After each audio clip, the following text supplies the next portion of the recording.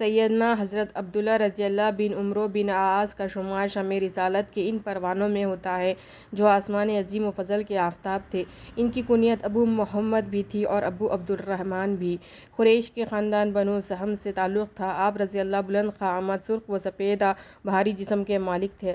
والدہ کا نام ریتا بنت منبع تھا۔ والد حضرت عمرو بن عاص فاتح مصر اپنی شجاعت و بہادری، تدبیر و حکمت عسکری، مہارت اور بصیرت کی بنا پر تاریخ اسلام کی نہایت خواندہ شخصیت ہے، جبکہ حضرت عبداللہ رضی اللہ بن عمرو اپنے علم و فضل اور ذوق اور عبادت کے اعتبار سے نہایت اعلیٰ مقام رکھتے ہیں۔ وہ قریش کے ان گنے چنے لوگوں میں سے تھے جو لکھنا پڑھنا جانتے تھے۔ حضرت عمرو بن عاص نے فتح مکہ سے 6 مہینے پہلے اسلام قبول کیا، لیکن سعادت مند بیٹے حضرت عبداللہ رضی اللہ بن عمرو ان سے پہلے ہی شرف اسلام سے بھرابر ہو چکے تھے۔ قبول اسلام کے بعد وہ مکے سے ہجرت کر کے مدینہ منورہ آ گئے۔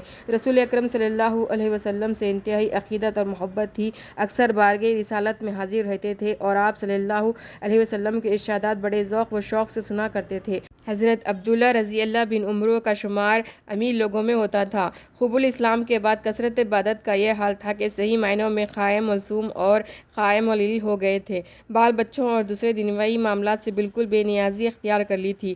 حضرت عمرو بن عاص ہجرت کر کے مدینہ آئے اور بیٹے کا یہ حال دیکھا تو انہیں سمجھایا کہ عبادت میں اتنی شدت مناسب نہیں، لیکن حضرت عبداللہ رضی اللہ اپنی روح پر قائم رہے، اور اس پر حضرت عمرو بن عاص نے سرور کائنات صلی اللہ علیہ وسلم کی خدمت اقدس میں حاضر ہو کر اپنے فرزند کی رہائن زندگی کا ماجرا عرض کیا۔ حضور صلی اللہ علیہ وسلم نے عبداللہ رضی اللہ کو بلا بھیجا۔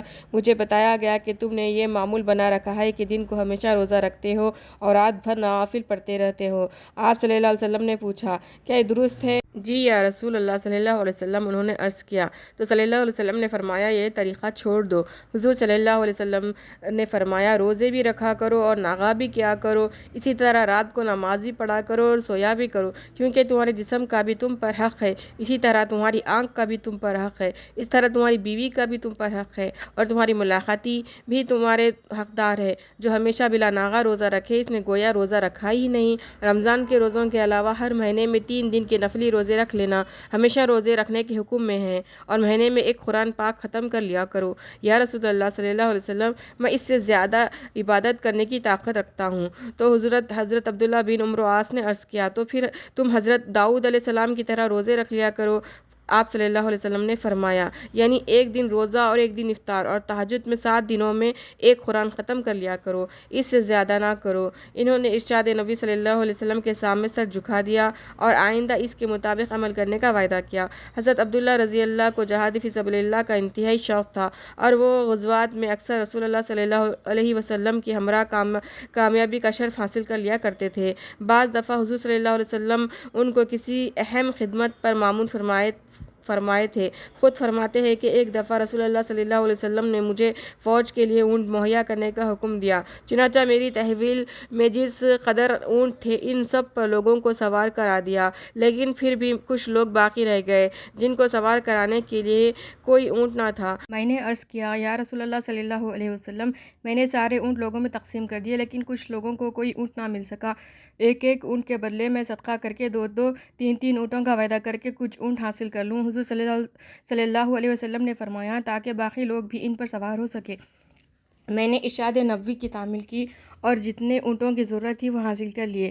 10 ہجری حجۃ الوداع کے موقع پر بھی سرور عالم صلی اللہ علیہ وسلم کے ہمرکاب تھے۔ فرماتے ہیں کہ رسول اللہ صلی اللہ علیہ وسلم حجۃ الوداع میں منا میں تشریف فرما تھے کہ ایک شخص آپ کی خدمت میں حاضر ہوا اور عرض کیا ناواقفیت کی بنا پر میں نے ذبح کرنے سے پہلے سر منڈوا لیا، ذبح کروں اور پھر سر منڈوا لے؟ آپ صلی اللہ علیہ وسلم نے فرمایا کوئی حرج نہیں۔ دوسرا شخص آیا اور عرض گزار ہوا ناواقفیت کی وجہ سے میں نے کنکریاں مارنے سے پہلے قربانی کر لی، اب کنکریاں مار لیے؟ آپ صلی اللہ علیہ وسلم نے فرمایا اس میں کوئی حرج نہیں ہے۔ مختصر یہ کہ جو بھی مسائل آپ صلی اللہ علیہ وسلم سے دریافت کیے گئے، آپ صلی اللہ علیہ وسلم نے سب کے جواب میں یہی فرمایا کہ اب کر لے، کوئی حرج نہیں۔ حضرت عبداللہ رضی اللہ بن عمرو کا نمایاں اور شاندار کارنامہ حدیث نبوی کی کتاب میں ہے۔ ان کو اکثر بارگاہ نبی میں میں حاضر ہونے کی سعادت نصیب ہوتی تھی، وہ جو کچھ لسان رسالت سے سنا کرتے تھے اس کو لکھ لیا کرتے تھے۔ بعض اصحاب نے انہیں ایسا کرنے سے منع کیا۔ اس پر حضرت عبداللہ رضی اللہ نے حضور صلی اللہ علیہ وسلم سے پوچھا تو آپ صلی اللہ علیہ وسلم نے اپنے منہ کی طرف اشارہ کرتے ہوئے فرمایا، اللہ کی قسم جس کے ہاتھ میں میری جان ہے، اس منہ سے حق کے سوا کچھ نہیں نکلتا۔ رسالت مآب صلی اللہ علیہ وسلم سے اجازت ملنے پر حضرت عبداللہ رضی اللہ نے پھر حدیثیں لکھنی شروع کر دی۔